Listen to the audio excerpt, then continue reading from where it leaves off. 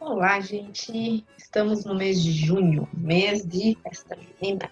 Mas agora, com essa situação atípica que estamos vivendo, não podemos fazer aquelas grandes festas juninas. Mas a gente pode fazer em casa. Vamos lá, vamos fazer uma pipoca, um cachorro quente, comer uma paçoquinha. Pega lá revistas antigas, jornais antigos. Vamos cortar, fazer bandeirinha e você comemora com quem mora com você, tá bom? E aí vamos falar um pouquinho do que a gente pode encontrar de química dentro de uma festa junina, tá? Então eu vou aqui mostrar para vocês, vamos falar um pouquinho de termoquímica dentro da festa junina, além de outros fenômenos que a gente pode encontrar. Então vamos lá.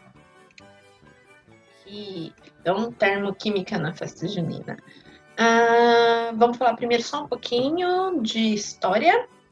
A chegada da festa junina aqui no Brasil. O começo da festa junina no Brasil vem lá do século XVI. As festas juninas não são essencialmente brasileiras. As festas juninas eram populares em Portugal e na Espanha, e por isso foram trazidas para cá pelos portugueses, quando nós fomos colonizados. E quando a gente teve essa festa, foi introduzida aqui no Brasil, a festa era conhecida como festa joanina, porque era em referência ao São João, que tem seu dia de comemoração no mês de junho. E ao longo dos anos, esse nome foi mudado para festa junina, já que a festa acontece no mês de junho. Agora nós temos também festas julinas, né? A gente gosta tanto que a gente estendeu mais um pouquinho. Então, festas julinas. Agora vamos falar da termoquímica. É um ramo da química em que estuda as reações e os processos de mudança de estado físico que envolvem trocas de energia na forma de calor, tá? Então, a gente tem dois tipos de reação, processos. Um deles é o endotérmico, aquele que o endo, a palavra endo, vem de dentro, né? Térmico aí é de calor, mas endo vem de dentro, ou seja, são reações com mudanças de estado em que os reagentes absorvem calor. Então, olhando aqui nesse exemplo, eu preciso fornecer calor para que a minha reação aconteça. Processos exotérmicos, a palavra exo é fora. Então, refere-se a reações ou mudanças de estado físico em que há liberação de calor. Então, olhando aqui para o nosso esqueminha, a gente tem uma reação acontecendo e ela libera calor. Então, pensando aí na nossa festa junina, fogueira. O que a gente tem aí na fogueira? A gente tem uma reação de combustão. A gente tem que pôr fogo numa madeira para que essa fogueira se acenda.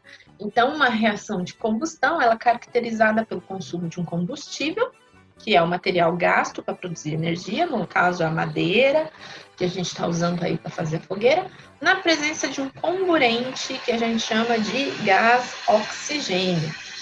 Então, um exemplo que mostra isso para a gente são as reações exotérmicas, tá? Então, uma reação de combustão é uma reação exotérmica. Por quê? Lembra lá, a reação exotérmica libera calor. Então, a combustão de uma fogueira libera calor, mantém as pessoas aquecidas numa noite fria. Então, quando a gente tem uma festa junina aí que tá super frio, as pessoas gostam de ficar perto da fogueira, as pessoas tomam um quentão, um vinho quente, mas quando a gente não pode, quem é menor de idade não pode, então vocês vão lá e ficam do ladinho da fogueira. A fogueira também libera luz, porque é outra forma de você observar um fenômeno de combustão acontecendo. Aqui a gente só vai olhar num exemplo como é uma reação de combustão, tá? Aqui nós temos dois gases, metano e butano. Temos a fórmula deles, aqui são compostos orgânicos. Quem viu já a química orgânica sabe que é a química do carbono. Quem não viu ainda vai aprender.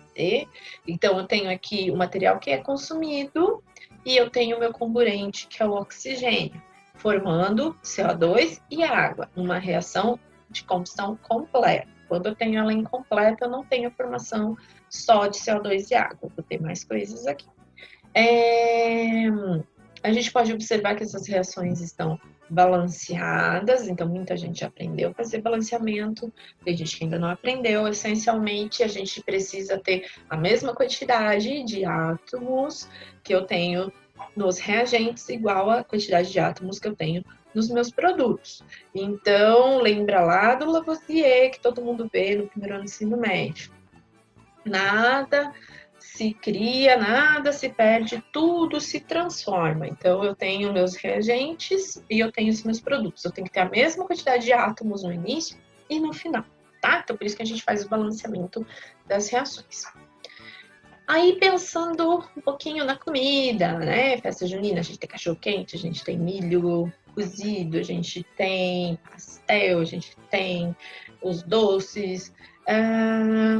A gente também tem as reações endotérmicas e exotérmicas, tá? A queima das velas ou da nossa fogueira é um exemplo, são exemplos que liberam energia, que são as reações exotérmicas. O cozimento de alimentos, elas absorvem energia para poder serem cozidos, então a gente tem aí uma reação endotérmica, eles precisam receber calor para se transformar.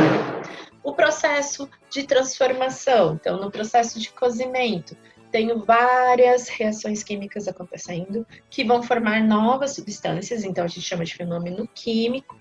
E quando a gente está digerindo o alimento também é um fenômeno químico. Tá? Fenômeno físico, eu não tenho transformação da composição. Eu só tenho mudança, por exemplo, se eu pegar o meu milho, ele está na espiga, estou cortando todo o milho, tirando ali, continua sendo milho, mas não está da mesma forma. Se eu processei esse milho, continua sendo milho, mas não está daquele jeito, milho cru. Agora, se eu pegar minha espiga e cozinhar ela vai ter outro sabor. É milho, mas agora é milho cozido. É diferente. Eu tive ali na hora do processo de cozimento, eu ativei diversas reações químicas e mudei a composição do milho. Por isso que ele fica mais molinho, que eu consigo morder, que o meu corpo consegue digerir isso, tá? Então, fenômeno químico é quando eu mudo a composição química. Fenômeno físico, quando não tenho mudança de composição química, tá? Então, a gente viu que dá para aplicar a química em várias áreas, em várias partes aí da nossa festa junina. De novo, não vamos poder fazer aglomerações, não vamos poder ter festas juninas grandes, mas dá para a gente relembrar em casa. E aí, nessa aulinha aqui de química, a gente conseguiu ver onde a gente pode relacionar, tá bom? Então, beijo para todo mundo, até a próxima, tá bom, gente? Até!